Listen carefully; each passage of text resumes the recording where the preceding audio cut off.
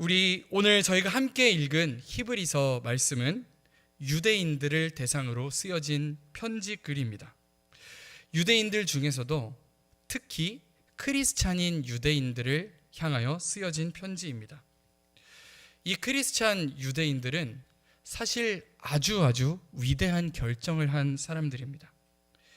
당장 나 외에는 다른 신이 없다라고 하는 유대인의 율법을 알고 있음에도 유일하신 하나님에 대한 계명을 목숨처럼 알고 있는 유대인임에도 불구하고 어느 날 예수 그리스도라고 하는 하나님의 아들이 나타났을 때 그를 만나고 예수님에 대한 믿음으로 예수님에 대한 신앙을 갖기로 결심한 자들입니다.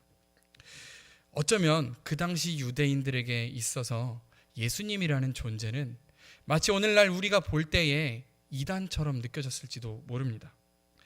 그래서 유대인들의 입장에서는 예수와 예수를 믿는 모든 사람은 잡아 죽이려고 했던 것입니다. 예수와 예수를 믿는 자들은 모두 죽이려는 그 분위기 가운데에 그 속에서도 정말 예수님을 만나보니 예수님은 진짜였구나, 예수님을 만나보니 정말 진실로 하나님의 아들이시구나 고백하면서 기독교 신앙을 갖게 됐던 그들은 정말로 말 그대로 목숨을 걸고 신앙인이 된 자들입니다. 정말 예수를 믿기까지 참 쉽지 않았겠지요. 그 어려운 상황 가운데 예수님을 선택한다는 것은 지금 저희가 봐도 정말로 위대하고 정말로 멋있는 선택입니다. 그런데 문제가 있습니다. 그것은 이들의 이 멋있고 단단한 신앙이 오래가지 못했다라는 점입니다. 처음에는 감격 가운데 예수 그리스도를 믿고자 했습니다. 처음에는 우리의 목숨을 걸어서라도 예수를 믿겠다고 예수님 앞에서 결단했습니다. 그러나 점점 거세져가는 로마의 박해와 다른 유대인들의 핍박 가운데 이들은 조금씩 신앙이 흔들리게 됩니다. 처음에 내가 들었던 예수님에 대한 복음이 조금씩 희석되어져 가고 정말로 내가 믿는 이 신앙이 잘 믿은 게 맞을까 하는 두려움과 흔들림으로 이 모습들이 변해갑니다. 내가 믿는 저 예수라는 자가 정말 진짜가 맞을까? 율법이 더 진리가 아니었을까?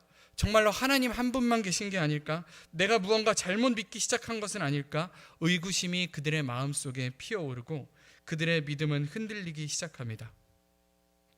오늘 저희가 읽은 히브리서는요, 특별히 그렇게 믿음이 흔들리는 자들을 위하여 쓰여진 편지입니다. 감격 속에서 예수 그리스도를 믿겠다 결단하였으나 처음에는 정말 뜨거운 마음으로 예수 그리스도를 믿겠다고 결단하고 하나님 앞에 두 손 들고 나아왔으나 시간이 흐르고 우리의 마음이 흔들리고 여러 고난과 어려움 앞에서 내가 믿는 신앙이 정말 진짜인지 고민이 되고 내가 처음 듣고 감동하며 눈물을 흘렸던 그 복음의 감격이 옅어지는 그때에 이제는 정말 말할 것도 없이 믿음을 지키기 어려운 그 상황 가운데에서 하나님을 잊어가는 그런 자들을 위하여 오늘 히브리서가 쓰여졌습니다. 그래서 오늘 우리의 믿음이 흔들리고 우리가 감동하여 눈물을 흘렸던 그 이야기가 우리 안에서 옅어져 갈 때에 오늘 히브리서의 말씀은 우리에게 쓰여진 편지이기도 합니다. 히브리서의 말씀은 우리에게 이렇게 말하고 있습니다. 흔들리지 마십시오. 그 어떤 대제사장보다 그 어떤 천사보다 예수님은 정말로 위대하신 이이며 예수님은 이 세상을 창조하신 분이십니다. 여러분이 믿는 예수님은 진짜입니다. 예수님은 진실로 하나님의 아들이십니다. 그러므로 여러분 흔들리지 마십시오. 믿음을 잃지 마십시오. 라고 오늘 히브리서 기자는 오늘 우리에게 이야기하고 있습니다. 이것이 오늘 히브리서의 저자가 우리에게 주는 메시지입니다. 바라기는 오늘 우리의 신앙 가운데에도 흔들림이 있다면 다시 한번 이 시간에 우리의 마음을 견고히 하여서 예수님 앞에 다시 서기 원합니다. 그 어떤 어려운 상황이 우리의 눈앞에 있을지라도 어려운 상황이 우리 눈앞에 보여서 우리의 믿음이 흔들릴 것만 같을지라도 우리 눈앞에 있는 어려움이 아닌 그 너머에 계신 예수 그리스도의 크신 능력을 바라보면서 흔들리지 않는 믿음으로 다시 서는 우리 모두가 되기를 간절히 소원합니다. 특별히 오늘 저희가 읽은 히브리서 11장의 말씀은 바로 방금 말씀드렸던 이러한 히브리서의 주제의 핵심과도 같은 장입니다. 이 11장에서 히브리서 기자는 우리의 믿음의 선배님이셨던 수많은 믿음의 선진들은 과연 어떻게 믿음을 지켜왔는가에 대해서 그 신앙의 원리를 이야기하고 있습니다. 이 11장에 보면요, 여러 인물이 등장합니다. 아벨, 그리고 에녹, 노아, 아브라함, 모세, 그 외에도 히브리서 기자의 말을 빌려 표현하자면 구름과 같이 허다한 증인들이 하나님 앞에서 믿음을 지켜왔던 그 일들을 이야기하면서 과연 그들은 어떻게 믿음을 지켰는가를 우리에게 말하고자 합니다. 그런데요, 여러분, 이들의 상황을 살펴보면 오늘날 우리의 신앙의 모습보다 어려우면 어려웠지 우리보다 쉽지 않았음을 발견하게 됩니다. 하나씩 살펴볼까요? 히브리서 기자는 먼저 아벨에 대해서 이야기합니다. 가인과 아벨 이야기 다들 잘 알고 계실 것입니다. 아벨이 믿음으로 하나님 앞에 제사를 드렸을 때 그 믿음으로 말미암아 가인의 질투를 사게 되고 결국 하나님 앞에 드린 제사로 인하여 죽음을 맞이하게 됩니다. 그렇습니다. 벌써 처음 등장하는 아벨의 이야기만 해도 하나님의 믿음으로 인하여서 죽게 되는 일이 벌어지고 있습니다. 에녹은 또 어떻습니까? 에녹은 하나님과 함께 300년간 동행함으로 그 믿음으로 인하여 죽지 않고 하늘로 올려졌다고 기록하고 있지요. 그래서 우리가 어쩌면 에녹은 마냥 편안하게 하나님과 함께 좋게 신앙하다가 그렇게 하늘로 올라갔구나 라고 생각할지 모릅니다. 그렇지만 그렇지 않습니다. 사실 에녹이 살던 그 시대를 살펴보면요, 이미 가인의 자손들이 성을 쌓고 있다고 합니다. 성을 쌓고 있다는 것은 이미 그 지역에 전쟁이 있다는 이야기입니다. 그리고 두발 가인을 통하여서 무기들이 만들어지고 기계들이 만들어지고 있다는 이야기를 하고 있습니다. 이미 에녹이 살아가고 있던 이 시대도 하나님 앞에서 죄악으로 가득한 시대요, 신앙을 지키는 것이 너무너무나 어려운 시대였음을 우리는 말씀을 통해서 볼 수 있습니다. 그런데도 에녹은 300년이나 되는 그 시간 가운데 수많은 사람들의 유혹과 수많은 사람들의 따돌림, 그것들을 다 견디면서 나보다 하나님을 앞세우며 300년을 살았던 것입니다. 에녹의 모습만 보아도 신앙생활이 그때 또 녹록지 않았음을 우리가 알 수 있습니다. 노아는 또 어떻습니까? 노아에게 하나님은 아라랏산에 방주를 지으라고 하시죠. 지금 딱 보아도 저 높은 산에 물이 잠길 것 같지 않은데 저 산 위에 방주를 짓는 모습을 보면서 사람들은 얼마나 노아를 핍박했을까요? 얼마나 저 노인 문제 있다, 저 노인이 이제는 이상한 짓을 하는구나 하면서 얼마나 비난을 했겠습니까? 그럼에도 그 수많은 비난과 그 외로움 가운데에도 노아는 그 일들을 다 감당하였습니다. 아브라함은 어떻습니까? 모세는 또 어떻습니까? 사실 이 예배 자리에서 그 아브라함과 또 모세, 또 그 이후에 이삭과 야곱의 이야기, 또 그 수많은 구름과 같은 허다한 증인들의 이야기를 다 하지 않을지라도 언제나 하나님 앞에 신앙하는 일은 어려웠음을 우리가 알 수 있습니다. 그런데도요, 성경은 이 모든 상황 가운데 이 믿음의 선진들이 믿음을 지켰다라고 말하고 있습니다. 어떻게 그렇게 할 수 있었을까요? 히브리서 11장에서 말하고 있는 이 믿음의 선진들이 신앙을 지킨 그 원리를 오늘 히브리서 11장 1절에서 2절의 말씀 가운데서 다시 한번 살펴보기 원합니다. 우리 한번 11장 1절에서 2절의 말씀을 이 시간 다시 한번 한 목소리로 읽겠습니다. 시작. 믿음은 바라는 것들의 실상이요 보이지 않는 것들의 증거니 선진들이 이로써 증거를 얻었느니라. 아멘. 그렇습니다. 이들은 믿음은 바라는 것들의 실상이요 보이지 않는 것들의 증거니 선진들이 이로써 증거를 얻었느니라. 이들은 믿음으로써 증거를 삼았다라고 이야기하고 있습니다. 여러분, 믿음이 증거가 될 수 있을까요? 제가 어린 시절에 초등학교에 다닐 때 제 별명은 찬송가였습니다. 제가 목사님 아들이고 교회 열심히 다니는 걸 알고 있기 때문에 친구들이 희한하게도 찬송가라는 별명으로 저를 부르곤 했습니다. 꼭 쉬는 시간이면 저한테 와서 야 찬송가, 야 너 하나님 믿는다며? 하나님 살아계시냐? 보여줘봐. 제가 어떻게 보여줍니까? 하나님 살아계시면 보여줘봐. 안 되지? 너 가짜야. 막 이렇게 저를 놀리곤 했습니다. 사실은 저도 많이 화가 났지만 진퇴양난이었습니다. 화를 내면 그리스도인이 화낸다고 뭐라 할 것 같고, 화 안 내자니 억울해 죽겠고. 그런데 어느 날 또 그 친구가 쉬는 시간에 저에게 와서 야 찬송가 하면서 저를 놀리고 있을 때 소위 일진이라고 하던 그 친구가 다가와서 말했습니다. 듣다가 짜증이 났나 봐요. 그래서 비속어를 섞어가면서 야 너 하나님 믿지 마. 그럼 될 거 아니야. 속이 너무 시원했습니다. 와 그렇게 말하면 되는 거였구나. 그러면서 그 친구가, 그 일진 친구가 계속해서 이야기했습니다. 야 너 무슨 교회 다니는데 증거를 찾냐? 그냥 믿는 거지. 사실 제가 속이 시원했던 건 그 전 말 때문이긴 했는데요. 나중에 이 말을 돌이키며 생각해 보았더니 이 일진 친구의 영적인 통찰이 대단하다라고 생각이 되었습니다. 그렇습니다. 우리가 눈에 보이는 것을 증거로 삼으려고 한다면 어쩌면 하나님의 일을 할 수 없었을 것입니다. 다시 말씀을 돌아가서 우리 노아를 돌아보겠습니다.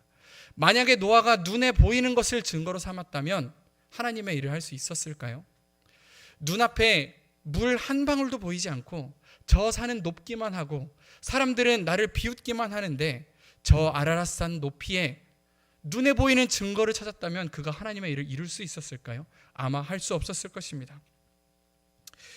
노아뿐이 아닙니다. 만일 아브라함이 눈에 보이는 것을 증거로 삼았다면 자신의 연수가 다하여 기력이 쇠하고 자신의 아내 사레가 태가 다쳤을 때에 그럼에도 불구하고 아들을 주실 것을 꿈꾸며 하나님의 일을 할 수 있었을까요? 할 수 없었을 것입니다. 또 모세는 어떻습니까? 만일 모세가 눈에 보이는 증거를 찾았다면 지금 이집트로부터 쫓겨나 너무나 처량하게 광야에서 생활하고 있는 자신의 모습을 보면서 하나님 안 됩니다. 아무것도 될 것 같지 않은데 뭐 하나 될 것 같은 증거가 보이지 않는데 어떻게 나가겠습니까? 하면서 하나님의 일을 이룰 수 없었을 것입니다. 그러나 사랑하는 여러분, 오늘 말씀 가운데서 우리가 이야기하고 있는 우리의 믿음의 조상들은 눈에 보이는 것을 증거로 삼지 않고 하나님께서 주시는 그 말씀을 증거로 삼으며 하나님 보이지 않는 하나님께서 주시는 그 하나님의 나라를 증거로 삼으며 나아간 줄 믿으시기 바랍니다. 오늘 하나님께서 우리에게 요구하시는 믿음도 이와 같습니다. 때때로 우리 눈앞에 펼쳐져 있는 상황이 우리 눈에 보기에는 안 될 것만 같아 보이기도 합니다. 너무 어렵고 힘들어서 여기서 하나님의 일을 이루기에는 이제는 조금 어렵지. 내년, 내후년 우리 조금은 움츠러들어도 되지. 지금은 하나님의 일을 하기에는 시기가 아니지 라고 우리가 보게 될지도 모릅니다. 그러나 오늘 우리가 바라보아야 하는 것은 우리의 눈앞에 있는 어려움이나 우리의 눈앞에 있는 힘든 상황이 아니라 우리의 힘들고 어려운 상황 너머에서 우리보다 앞서가시며 일하고 계신 그 하나님의 시선을 바라보는 것인 줄 믿으시기 바랍니다. 오늘 히브리서 11장에서 말하고 있는 신앙의 원리는 우리 눈에 보이는 것을 바라보는 것이 아니라 그 너머에 계신 하나님을 바라보는 믿음을 증거로 삼는 것입니다. 오늘 바라기는 히브리서 11장에서 말하는 것처럼 믿음을 증거로 삼으면서 그 다음을 바라보며 나아가는 우리 모두가 되기를 소원합니다. 오늘 말씀 속에서 믿음의 선진들이 하나님의 일을 이룰 수 있었던 또 한 가지 이유가 있습니다. 그것은 그들이 무엇을 바랐는가 하는 것입니다. 믿음은 바라는 것들의 실상이요. 이 말씀을 가지고 어떤 이들은 생각합니다. 정말 내가 바라면 하나님이 다 이루어 주시나? 그러면 하나님 저 대학교 합격하게 해주세요. 하나님 저 이직하게 해주세요. 하나님 좋은 차 주세요. 간절히 원하고 바라면 하나님이 들어주십니까? 라고 물어보기도 합니다. 그러나 여기에는 기본적인 가장 중요한 원리가 숨어 있습니다. 그것은 나의 바람이 아닌 하나님의 바람을 바랄 때에 그 믿음이 실상이 된다라고 하는 것입니다. 노아를 다시 한번 생각해 보기 원합니다. 노아에게 있어서 산 위에 배를 짓는 일이 노아가 원하는 일이었을까요? 아마 아니었을 것입니다. 나이도 많고 사람들로부터 욕도 먹고 비웃음도 사는 일, 저 산 위까지 나무를 베서 다시 올라갔다가 그곳에서 배를 짓고 다시 하산하고 또 오르고 이렇게 하는 일들을 노아는 계속해서 반복합니다. 어쩌면 정말 이렇게 아무것도 아닌 것처럼 보이고 끝날지도 모르는 일을 노아는 감당합니다. 이것이 노아의 바람이었을까요? 아니면 하나님의 바람이었을까요? 아브라함에게 아들을 주시는 것은 아브라함의 바람이었을까요? 하나님의 바람이었을까요? 네, 우리 선진들의, 믿음의 선진들에게 하나님의 일을 이룰 수 있었던 그 이유는 그들의 바람이 바로 하나님의 바람과 일치했기 때문입니다. 오늘 우리에게 주어지는 말씀도 똑같습니다. 오늘 우리 앞에 주어지는 일들 가운데 우리 각자의 바람이 있습니다. 이렇게 되었으면 좋겠다, 저렇게 되었으면 조금 더 좋겠다, 이렇게 우리가 원하는 방향이 있고 우리가 바라보는 미래가 있지만 그것이 다 실상으로 이루어지는 것이 아니라 오직 하나님의 바람과 일치할 때에, 우리가 하나님의 바람을 우리의 바람으로 마음에 품고 그것을 간절히 기도하며 나아갈 그때에 하나님께서 우리보다 앞서 나가시며 일하시는 것을 보시며 감격함으로 나아갈 수 있게 되는 줄 믿으시기 바랍니다. 오늘 우리 교회 앞에 하나님께서는 여러 가지 사역들을 주십니다. 우리가 함께 감내하며 넘어가야 할 사역들도 있고, 때때로 그 가운데 우리가 넘어질 것만 같고 때때로 움츠러들 것만 같은 일들 또한 있습니다. 그러나 오늘 이 시간 우리의 시선으로 보이는 것이 아니라 하나님의 시선으로 바라보이는 것을 붙들고 나아가시는 여러분들 되시기 바랍니다.